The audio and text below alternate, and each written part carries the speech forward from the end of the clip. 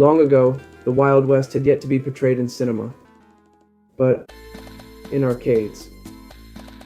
With dynamite, cowboys, and cattle, and cash.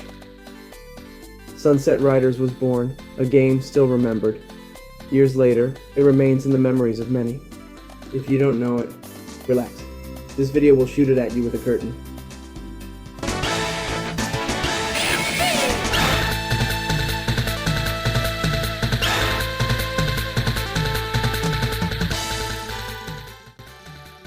What is Sunset Riders? Yes, it was a famous game, especially popular in the 1990s. It was a popular arcade game, later released on consoles like the Mega Drive and the Super Nintendo.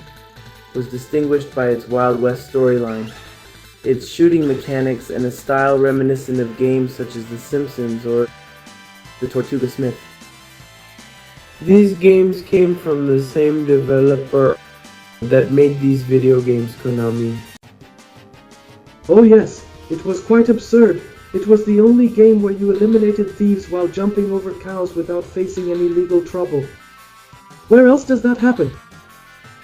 The game's origin, Sunset Riders, was developed by Konami in 1991. In the midst of the FPS boom, the concept was simple. Swift action, tough challenges, and attractive graphics. Konami had successes like Contra, and here, instead of aliens, they chose to include. I have it in the trunk. Just imagine. We're going to get drunk, we'll make the guest a gringo, but let it all explode. What happened? Did it work? Well, if we delve deeper into the game's style, this game follows a run-and-gun format. Similar games like Cupcake adopt the same style, which essentially consists of running, shooting, and evading. This game here has 4 playable characters: Steve, Bill, Bob, and Connor. With the cowboy, the only cowboy who is respected, just because he wears a pink scarf and carries a shotgun. Each having their own shooting style, of course. Each had their own set of weapons.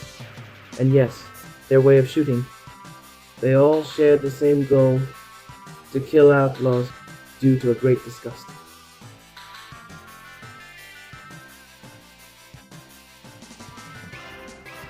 I rarely did it. Because back then they didn't shoot, thanks to a shotgun that pulls me out. Only to return. Well, it was awful. After the arcade success, they are Sunset Riders. The plan is to expand to more audiences, to more players, and the game to consoles. In the Super NES version, and it was vivid and strong, but it lacked some things. In Genesis, there were only 2 characters, and levels that varied. That if you were killed, you had only 2 lives, and if you lost them, you ended up in 1. And personally, no, I never played those, because I'm bad.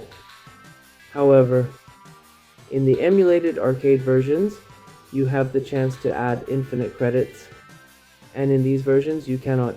Plus, it feels like it doesn't capture the game's original essence.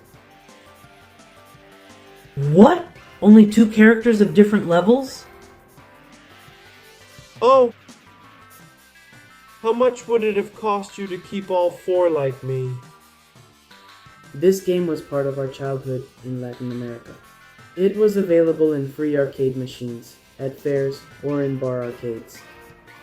If you were good, everything would be great.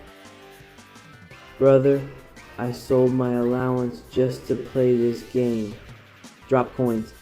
And well, if the train boss showed up, brother, you were already a legend. Yes, it was beautiful. But what happened next? Then nothing happened. There was no sequel.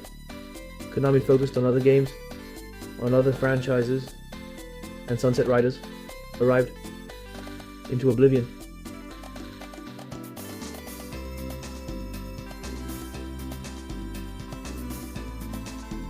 Konami left, like a cowboy, hurt in the desert, Hello. with no credits. With no sequel. Marry me with my money.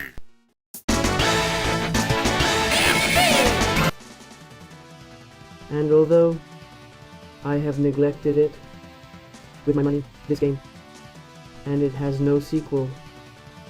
It's worth evolving, I remember. I wasn't able to play it on arcade machines. Rather, I discovered it during the time I was in the grade school where I played it on emulators, the arcade version. So when I found out there were video game versions, I was surprised. On Mega Drive and on Nintendo. What an insult. It's sad for... The real one was needed. To cut 2 characters and leave just 2. The good thing is that this is still happening. But even when I... And it never had a follow-up. It is still in everyone's memory. Like the day that old man arrived at Leslie's dinner.